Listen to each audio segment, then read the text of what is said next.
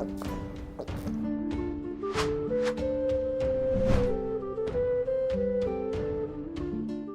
Moin, hallo und herzlich willkommen zu einem neuen Video hier auf meinem Kanal. Und heute gibt es hier eine Runde Shakes and Fidget. Wir haben es ja bereits schon in der Vergangenheit gehört, dass an dem neuen UI-Update auch weiterhin gearbeitet wird und es auch eine Art alte Version davon geben soll. Das hatten wir ja auch im Interview mit Thorsten rausgefunden, was er uns erzählt hatte.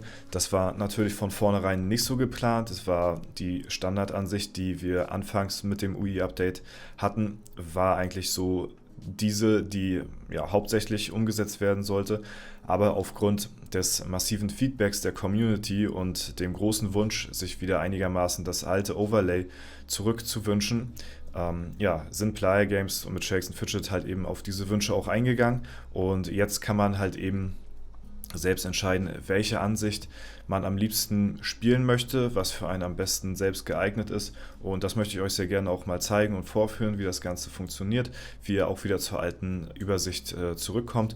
Und ja, es ist heute ein neuer Changelog erschienen mit der Anpassung an dem neuen UI. Menü. Das klassische Menü kann in den Einstellungen optional aktiviert werden, um das alte Aussehen des Menüs wiederherzustellen. Es erscheint ein Hinweis für die Option beim ersten Login nach dem Update. Rucksack, also das ist so das Hauptsächliche hier, ne? Im Waffenzauberladen und bei der Hexe werden die jeweiligen Verkaufswerte auf den Gegenständen angezeigt, die man für den Verkauf, das Opfern eines Gegenstands erhält. Diese Anzeige kann in den Einstellungen gesteuert werden. Und dann wurden noch ein paar Fehler behoben. Bei der Hexe einmal Verzauberung werden nun wieder korrekt freigeschaltet. Charakteransicht, das Alter Ego konnte nicht mehr ausgewählt werden, wenn bereits alle Kämpfe gegen Helden und in der Unterwelt durchgeführt werden. Und dann haben wir einmal bei Events, der Event-Hintergrund wird im Stall nun wieder korrekt angezeigt. Ja, ein behobener Fehler bei Steam anscheinend. Ja, ich spiele nicht mit der Steam-Version selbst, ich spiele immer nur im Browser. Ehrenhalle Rang 1 kann nun wieder mit Hilfe der Pfeiltasten angewählt werden. Okay, jetzt kommen wir aber mal zum wesentlichen Bestandteil dieses neuen Updates. Und zwar habt ihr ja links an der Seite halt jetzt verschiedene Möglichkeiten, wie ihr spielen wollt. Und wir konnten uns bisher schon aussuchen, ob wir jetzt halt eben mit diesem Kompaktmenü spielen wollen, was ich zum Beispiel sehr gut finde, muss ich sagen. Also ich habe jetzt die letzten Tage damit gespielt und muss sagen, ich habe mich daran jetzt schon echt gut dran gewöhnt.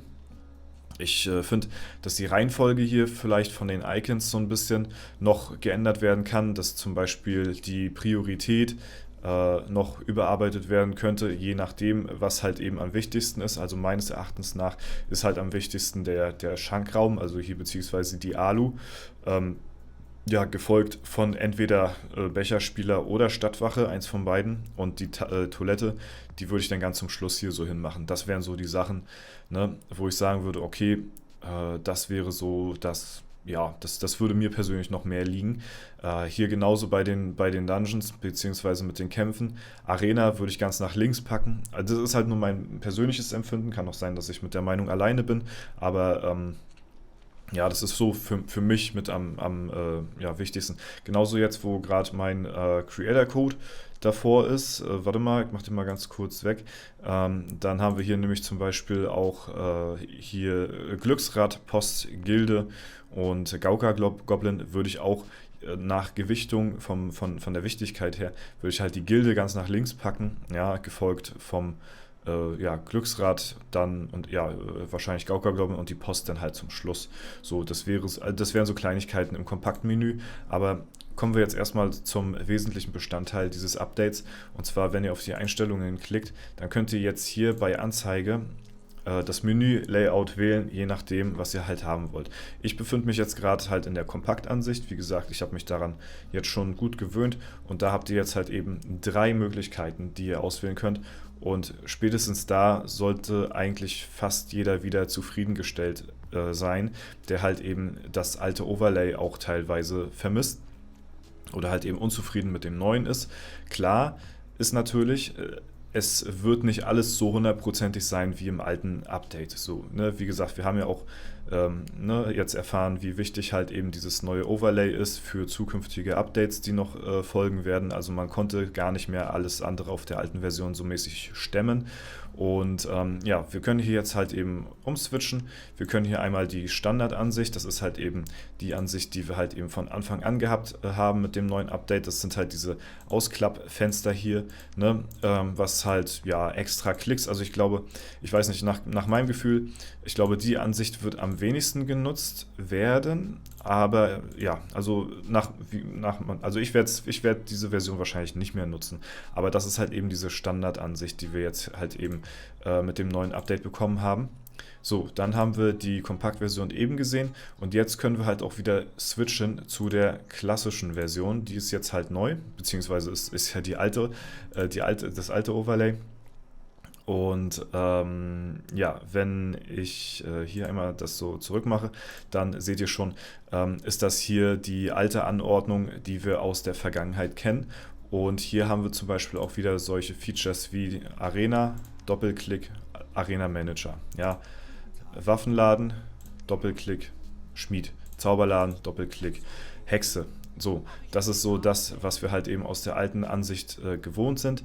Diese Mehrfachbelegung auf diesen Buttons so. Ne? Ich bin mir noch relativ unsicher, weil diese Doppelbelegung auf den Buttons, die sollte ja eigentlich abgeschafft werden in Zukunft, weil das halt eben ja, für Anfänger etwas unfreundlicher geeignet ist, laut Aussage von Thorsten, dass man halt eben nicht intuitiv direkt weiß, dass man zweimal auf das gleiche klicken muss, um halt eben beispielsweise zur Hexe zu kommen. Wenn man sich das aus Anfängerperspektive auch mal so vor Augen führt, dann macht es auch Sinn tatsächlich. Also wie soll man als Anfänger wissen, dass wenn man auf die Hexe klicken oder wenn man zur Hexe gelangen will, den Zauberladen zweimal anklicken kann überhaupt so, ne? Was kann man überhaupt zweimal anklicken, was nicht? Und das ist halt eben jetzt ein bisschen mit der neuen Ansicht etwas intuitiver gestaltet, so dahingehend. Ich bin sehr gespannt, wie sie das lösen wollen, wenn hier in Zukunft neue Updates erscheinen sollen, wie diese dann auch in dieser Standardübersicht untergebracht werden, weil im Endeffekt müssen sie jetzt halt drei verschiedene Ansichten mit einmal so, ja, wie soll ich sagen, dran arbeiten, dass das halt eben auf diese Ansichten auch zugeschnitten wird.